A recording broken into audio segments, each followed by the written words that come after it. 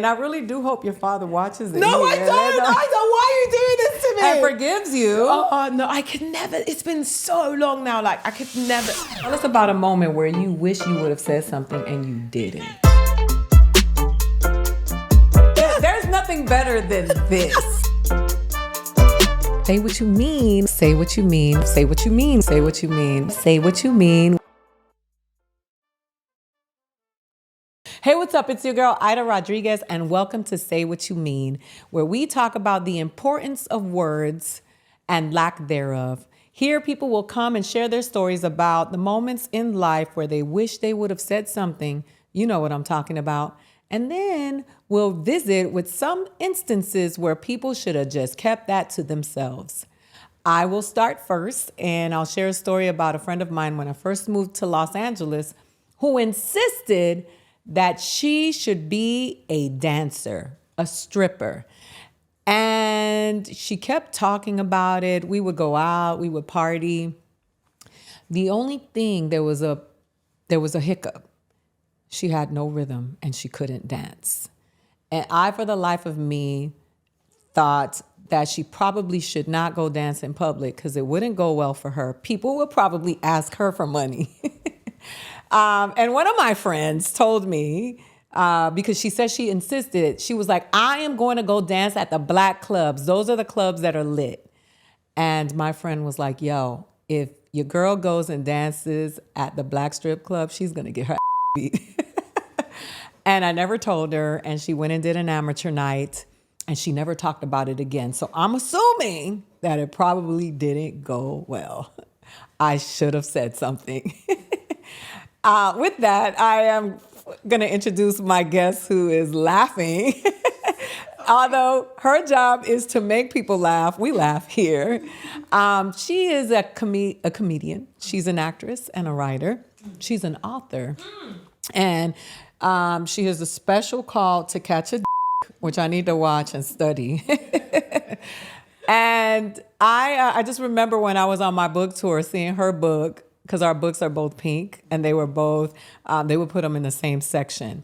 The name of her book is Living My Best Life, Hun. Please welcome to Say What You Mean, London Hughes. Hi, babes. Hey, mama. How are you? I'm good. Even better to be here with you. Same. You smell so good. Thank you so much. She shut it all down. You wear your little perfume and you think you smell good, and then somebody comes in and shuts down. It's like the headliner walks in and you just the feature. That's a comedy. That's one thing about me. I always smell good. That's like, I really care about smells. Yeah. Me too. But it's Yeah. just the fragrance is just, that's a really good fragrance. Thank you, babe. I feel like it's expensive. Very, very much so. Mm-hmm. Very much so. That's how I like them. Same. How are you? I'm good. Slightly hungover, but happy to be here. Tell me why you hungover. What'd you do last night? So basically, I've been outside all summer. Okay. And I'm going to go inside. I'm doing Sober September. Okay. But I'm outside now. And so I was like, you know what? Let me do the last hurrah. So I did a 3-day back-to-back party weekend. I partied Friday, Saturday brunch party, Sunday party. So it's just been party. And You had a good time? I did have a good time. Oh, that's all that matters. I had the best time. Are you going to have a good time when you're sober? Yeah, no, I'm great sober as well. Okay, I'm so actually she's just not all an round alcoholic. fun. Yeah, no, I'm Okay, not an good. alcoholic. I only drink when I'm thirsty. Hey, there we go. I love it. I love my cocktails. So yeah. I'm going to start saying that. So have you been touring right now? No, I've stopped touring. Do you know what it is? I'm going to be real with you because like you're a comic I truly respect. You know when you go through those eras where you're just like, I'm not feeling it. So I got asked to go on tour with my mate, Roy Wood Jr. I love him to bits. And he was like, come on tour with me, London. I was like, tell me about the tour. And it sounded like the worst thing I could ever, like, he was like, we're going to be performing, in Zany's Comedy Club in Nashville above a motorcycle shop. And I'm like, I'm good. And he's like, we're going to be performing in the birthplace of Richard Pryor. And I'm like, that's amazing. He's like, no, it's not a nice place. You wouldn't want to perform there. And I'm like, oh. And I realized that like I've been doing stand-up for 15 years and I did all the gigs, all the terrible gigs. I did it all in the UK. I've performed all over the UK. I performed all over Europe. And then I came to America 4 years ago and I was like, I'm not prepared to just perform in Zanies, Comedy Club, Nashville's, and the small gigs right now, and that's a problem because you should want to. If you love stand up, you should want to perform wherever. And so I'm going through this era where I'm like, actually, I'm not feeling it right now. I'm going to concentrate on other things. So I've been writing a lot of TV and film, and so that's what I'm putting my attention to. And then when I get the bug to go back on stage and like perform in all the little comedy clubs and stuff again, I'll be back. But yeah, I'm going through like a different era right now.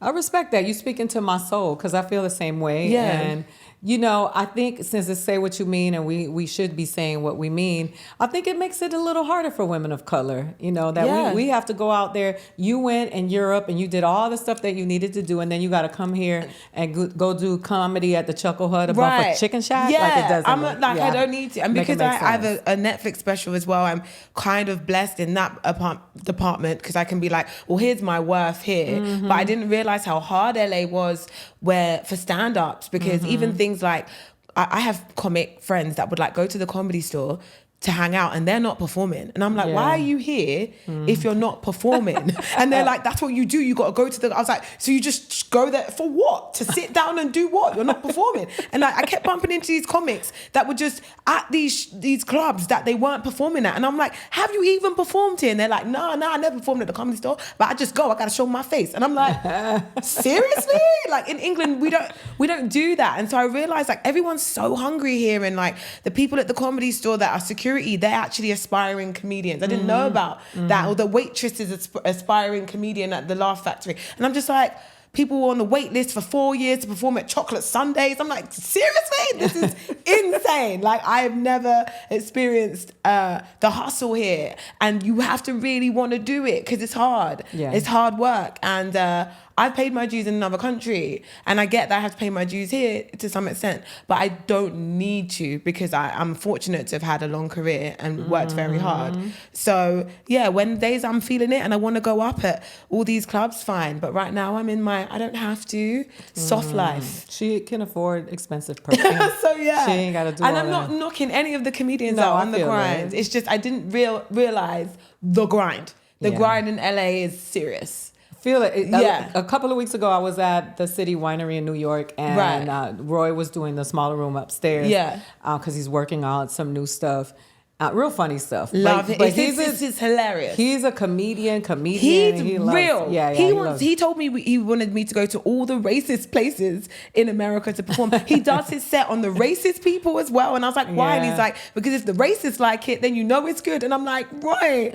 Like, what do you mean we're going to the racist parts of America to do stand-up? Like, I look at that and I go, I have no business like being on stage at that capacity because I'm not there. Mentally, I'm not there for stand-up. I love TV and film though, and that's where I am at. Okay. So I put all my energy into that, and I've got some exciting news coming up that I can't talk about yet, but Deadline will announce it. So oh, that's awesome. Yeah, but that's my thing right now. I'm in my writing and TV, film, soft life era. I feel it. I feel it, and I think that people who don't understand comedy is a grind. And being on the road can be hard. Like I just did a run. I flew from LA to New York. Yeah. I drove from New York to Boston. Jesus. I drove from Boston to Connecticut. Wow. From Connecticut to back to New York. Okay. And then I flew to Cleveland for one night, and that was all in 4 days. Oh Jesus. And it just reminded me, I felt like I had just started doing stand-up. Yeah. You know what I mean? So for those of you who don't know, comedy is a grind. And it can be really hard, not just on you physically, but mentally and emotionally. But as a woman, we do feel like, It's especially women of different for color, us. we feel like we can't even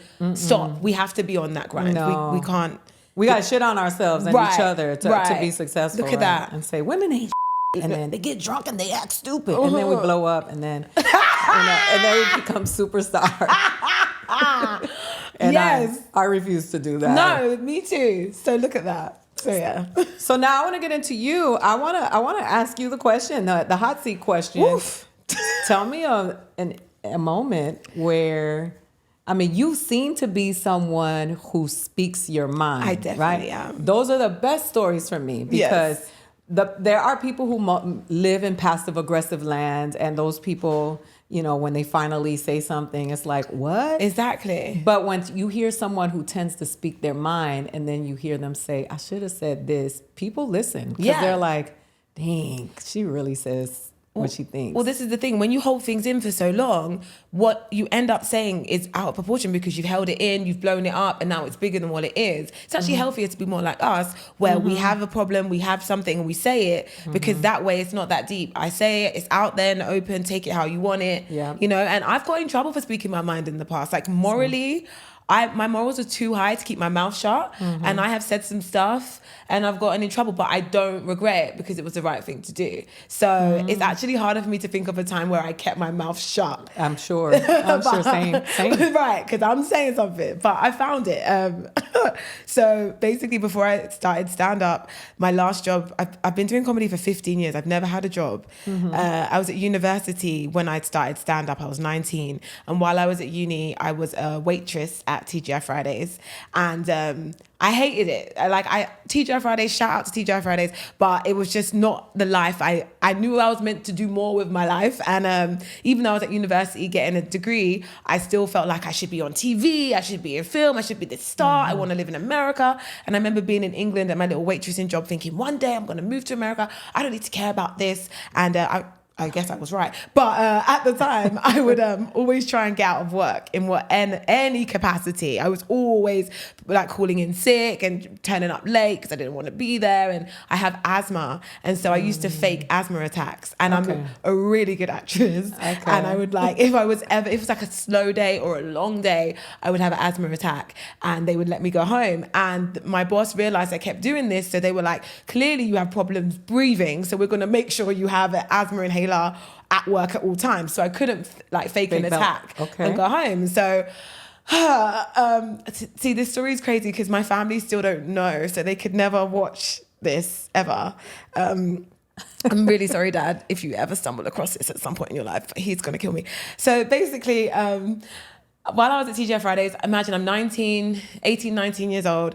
I don't want to be there anymore. And it's a long day. I'm getting like $5 an hour and 12-hour shifts. It was like labor, like child labor. It was terrible. And I remember just thinking of an idea to get out of work. And so at TGI Fridays, whenever the waitress are carrying the glasses on a tray, if the tray falls on the floor and the glasses smash, everybody cheers and they go, hey, to make you feel better about the embarrassing moment. So I had my glasses on a tray and they fell and smashed. Everyone cheered, everyone was looking.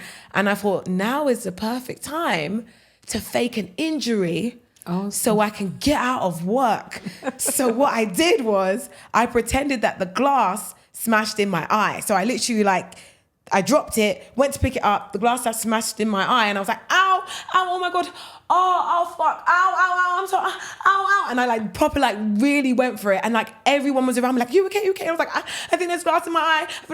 I think I should go home. There's glass in my eye. And my boss was like, let me see. And he gets my face, he looks in my eye. He's like, let's get some water. And they get this, the water pump from the bar and wash out my eye. And I'm just like, okay, well, it's still hurting. They're like, we can't see anything. I'm like, I should just go home. I should go home. They're like, no, let's call an ambulance. And I'm like, no, I should go home. They're like, no, we're calling an ambulance. So then they call an ambulance. They call that in the UK, healthcare is free.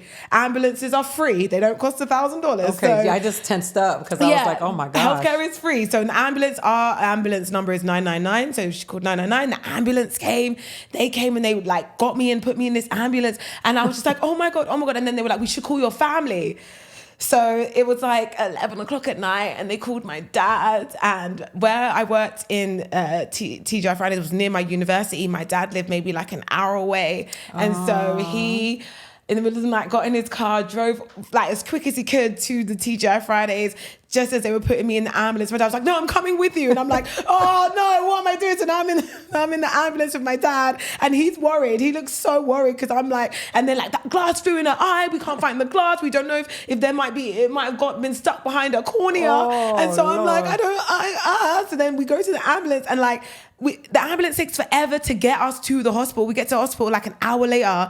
And so now I'm at the hospital and I'm thinking, I, at some point, should say to my dad that, that I was joking. But the thing is, my parents are very morally righteous. My dad's the type of person, he's a good guy. Yeah, I can never do anything bad in front of my dad's type of person. If he saw me, doing drugs, he would tell the police and put me in myself. Yeah, he's that guy. He's like morally do the right thing. Like he won't even, in the UK, people over 60 get free bus passes, and like sometimes you let your kids use it for free. He won't even let me use his bus pass. Like he's very like by the book kind of man.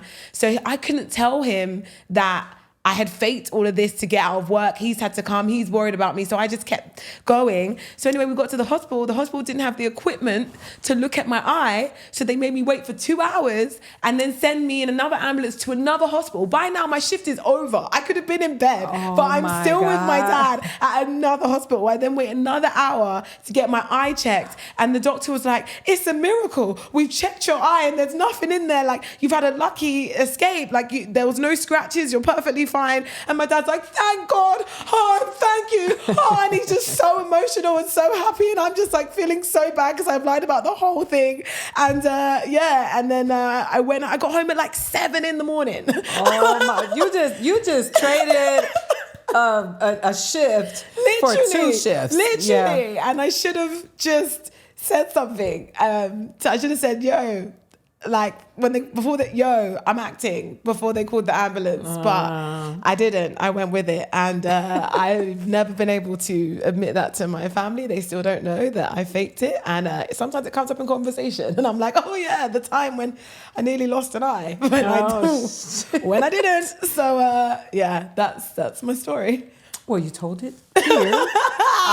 This isn't going anywhere though, right? It's just between me and you, okay? No one's gonna see this. I love it though, because those lives that build, like that, and then it feels like a sitcom moment. You feel like you start getting hot. You told the lie. Now you don't know how you're gonna get out of it, and then you just keep going deeper. And it keeps getting worse and worse. The fact that the doctors, like several doctors, came to speak to my dad because they were shocked that they thought that my back of my cornea had been scratched, but they didn't have the machine to check it. And so they were worried that over time I could lose my eyesight. Girl, if you'd have did that in America, you would have got beat. Because you know how expensive that would be here? See, I can afford to do it in England because we have free healthcare. You can lie in England about having a condition. Yes, you can. Because healthcare is free. Healthcare is free. Perks. Let's go. Kamala Harris, let's do this. Healthcare. Free healthcare. Let's go. Let's go. That is so, that is a really funny story. And it is so involved. And I really do hope your father watches it. No, I don't. Why are you doing this to me? And forgives you. Oh, no, I could never. It's been so long now. Like, I could never. He would not trust me if I. I hope he never. Luckily, he doesn't have social media. And no one that sees this, that knows him, better tell him. It's including my sisters. Stop it. So, yeah. That is a very involved story. It's like, that sounds like an episode of a TV show. So whenever your TV show comes out, let's go. You got to do the episode of that. It's like a mid-season episode, Like it's definitely a mid-season. It's mid-season filler vibe. I love those. I love those when you're just on the cliff constantly, and you're like, are what's gonna happen? What's gonna happen? I love it. So. How does it feel to get that off your chest? It does actually feel really good. Mm-hmm. This actually feels like therapy. It's the first time I've said it out loud. I could feel the torment as you were letting it. I could feel you tormented as you were letting it out. I've said it in front of a camera. I'm feeling very vulnerable, but I'm in a good space. Good. I'm 35. I'm a big woman. I can stand up to my dad. It's cool. Nah. Nope. No, not at all. Crazy. So I think it's ready. I'm ready to share this story with you so that you and I can unpack it together. Let's do it. So we ask our audience to send in stories about moments where they should have kept something. We talked about the things we should have said. Now we're going to talk about the things we should not have said. This segment is called Should Have Kept It. And so this story came in. Okay. And I think you're not of the faint of heart, being that the name of your special is called To Catch a Dick. So this story came in via social media. We were watching a TV talk show with her younger sister, a man wrote in, and one of the subjects was women doing things in relationships to please their man that they swore they would never do. There's nothing off the table, no, surely. Well, without Surely. skipping a beat, she looked at me in front of her sister and said, I'm never letting you in my face again. I like that. You like it? Boundaries. She said it. And I was thinking to myself, he wrote this in. So he's saying she should have kept that. And I guess it's because she said it in front of his sister. But I think it was a moment of liberation for her. Yes, it was freedom. Yeah, she let it out. Yeah. But then if he's not going to in your face, where is he going to? Oh, that's another question. Because I would rather face than mouth. Okay. What would you prefer, face or mouth? She put me on the spot. Definitely not in my mouth. This is what I'm saying. So on my face. On my face. It's supposed to be some good for your skin. It is good for your, so Kim Kardashian. Okay, so she doesn't. Yeah. I thought it was a vampire. She likes a vampire face. She likes all of it. That Kim. Okay. She likes a bit of. I mean, are we going to say we want to look like Kim? Because Kim Don't even look like Kim. You know what? I saw 2000. I saw 2003 Kim, a picture. I was like, that was her best face. I liked her 2003 face. Go Google Kim Kardashian 2003 face. Very beautiful. 2003? Yeah, great tones. Okay. Very good skin. Like that face was the best face she's had. So there are several versions. There's several of Kim. faces. So 2003 Kim Kardashian's 2003 face is her best face. That's the goals. That's the goal. Hashtag Kim Kardashian. Oh, free face. Kim K 2003 face. Yes, they know. Okay. The girlies know. The girls know. That's the best face. But yeah, I think on face. I've never had on face. I've had on chest, on breast, on ass, but never on face. So let me get this right. You okay with your dad hearing this, but not hearing your story? I don't think you understand about you lying about you're glass in understanding your my eye. dynamic. You need to watch To Catch a okay?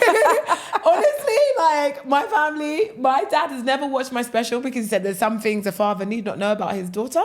But my mom has watched it like 5 times. Hey, and mama. she quotes it. I have a part where I talk about sitting on faces, and when I call my mom, she's like, I'm like, what are you doing, mom? She goes, I'm sitting on faces, sitting on faces.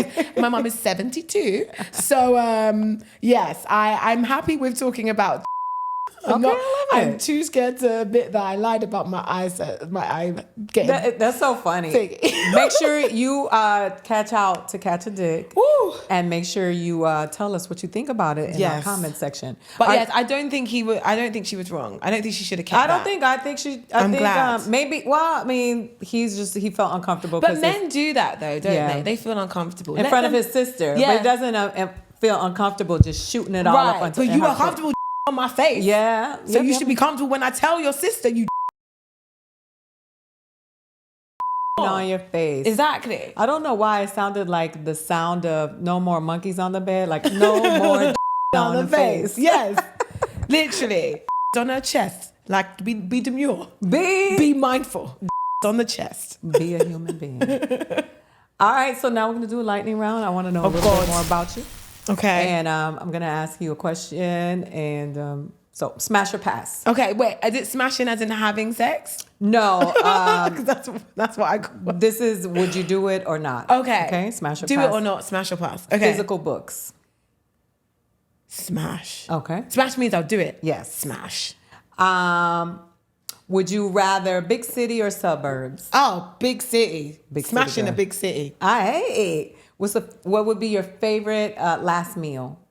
Please don't think it. Please, I'm going to die. I'm not eating. But you don't know, like babes, honey. What? So what crime did I commit? Nothing. What would be the most? What's your favorite meal? You can't say because if it's my last and I know it's going to be my last, there's a difference. She's been to the school of Estelle. This right here is the difference. Because if I know it's going to be my last, then I'm gonna eat a very long meal that doesn't end. Okay. And what would that consist of? But it would have everything in it in the world. For me, it would be crab legs. Just crab legs? Endless crab legs. Man, you could throw a baked potato in there, maybe some broccoli. Question. Sure. I know this is going off, but it's about crab legs. So I went on a date with a guy and he took me to a crab boil place. Oh, with the plastic bags? Right. Why is that? Why do they do what? I was very offended. Should I have been offended? Was that a first date? Yes. And he told me it was called boiling crab and I thought it was like Mastro's, like somewhere really I I've always somewhere really upper class, and like I walk It was in, maestro, not maestro. right? Literally, and like I don't think that's a first date place, only because for the, we're going to have a bunch of toxic males in the talking about women being materialistic. I don't think that's a good first date because it's so messy. But I of feel course, like it's a why- good, it's but a why? first date for somebody. That's a date when you are familiar, you know somebody, Yes. you're comfortable, you throw on some sweats and you go Yes. and you get your hands dirty and you get all dirty. But a first date, that's a very uncomfortable place. But the he food probably was testing you. The food was in the bag, and there was no bin, a trash can. They had to just leave the carcasses on the table. Oh, no. There was no The knives and forks. carcasses. Them There was, carcasses. it was, and I expected if this crab is coming in a bag, this is going to be the best crab I've ever had, because how dare you have the audacity to put this crab in a bag? It has to be exceptional. No. And it was mid. It was terrible. And I was just like, this can't be. And I kicked up a fuss. He said I was high maintenance. And I don't believe that I'm high maintenance, because I like my restaurants to come with plates. And you let people on your chest. Right. You're not my maintenance. face. So this is the thing. Crab, I'm still not into that era of crab Crab in a bag. caveman style. She's not a crab in the No, bag. I want to type be. chick. I want to be. No, that's something you do with your girls, with people you're familiar with, your man, you've been together. Right. I don't think that's a first date. Okay. Okay. And you can come for me all you want. I don't care. All right. Fight or flight, 5 exes. You're in a room with 5 exes. Are you going to fight? That or was you last weekend. What are you talking about? Let's go. It's a Saturday night in LA. Let's go. So you fight. No, I fight my ex. Oh, You fight do I or stay flight? or go? Yeah. Oh no, I stay. I dance on him, dance around him. Okay. I'm there. I love it. There's always an ex of mine in the room. I'm London Hughes. I'm outside. I love it. There's nothing better than this. Literally a party I went to last week. There was definitely 5 guys I'd smashed and passed in that party. This is gonna be like I know that this podcast is just gonna be a workshop for my life. I'm gonna learn throughout. Now, if you had one word that you could say to your favorite teacher, what would it be? Oh my God. Jesus. One word.